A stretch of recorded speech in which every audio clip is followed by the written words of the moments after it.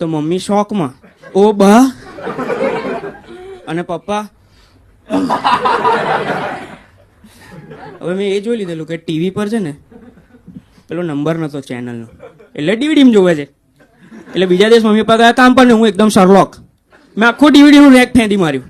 એમાં એક સીડી મળી જેના કવર પર બી અંકલ આંટી ખાતા હતા. મેં કીધું આ છે, મેં નાખી પ્લેયરમાં. અને પછી અનલિમિટેડ થાળી. મારું મગજ કામ ના કરે, કઈ નસો કઈ ફૂલી કશું ખબર ના પડે શું થાય છે. એક અલગ ટ્રાન્સમાં જતો રહ્યો હું. ફરી એટલો બધો ઇન્ડલ્જ થઈ ગયો કે ખબર ના પડી કે મમ્મી પપ્પા રૂમમાં આવી ગયા છે. હવે અંકલ આંટીનું ફરી બ્રંચ પત્યું અને મારી નજર ફરી તો મમ્મી ફરી શોકમાં, ઓ બા. અને પપ્પા ગુસ્સામાં અને હું લાવો ચેક લાવો.